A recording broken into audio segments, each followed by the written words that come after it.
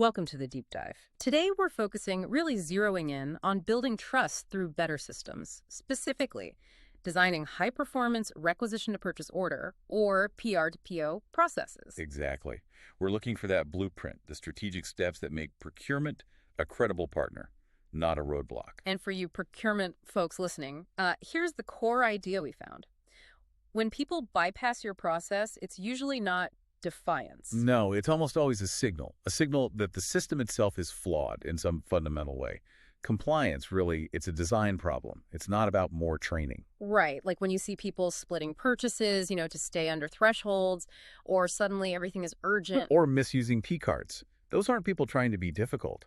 Those are predictable reactions to a system that, frankly, penalizes doing the right thing.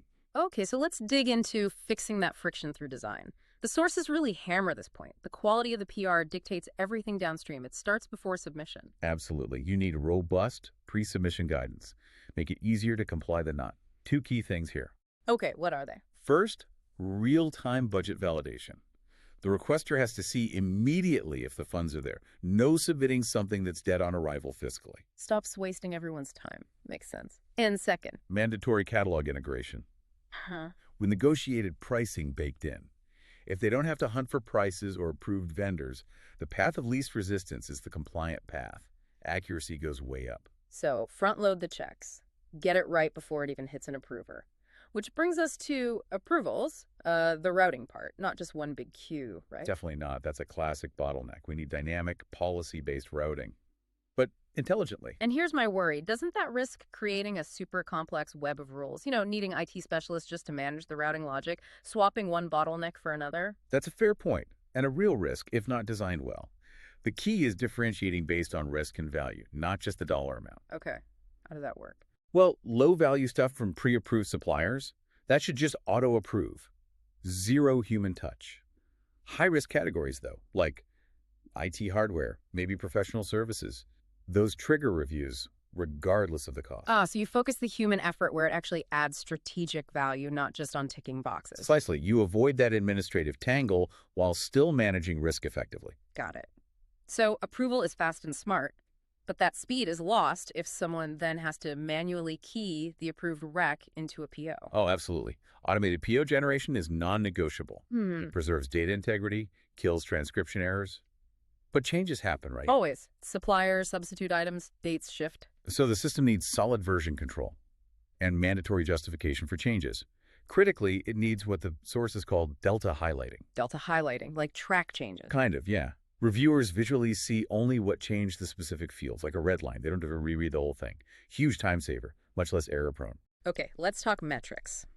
Measuring success. The sources give us 6, but let's focus on the 2 real vital signs for system performance. Good idea. First one, PR to PO cycle time.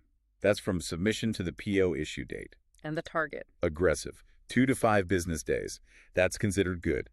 If yours is longer, consistently. What's the fix? You need to look hard at your approval chains. Get low-value items out of long queues.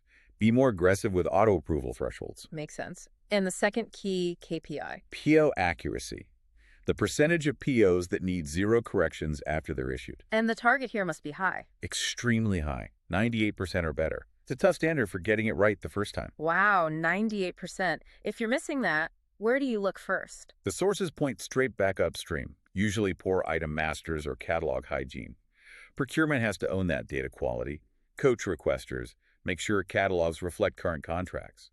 The error might originate with the requester, but the data foundation, that's on procurement. That detail focus carries right through to payment, doesn't it? Like with three-way matching.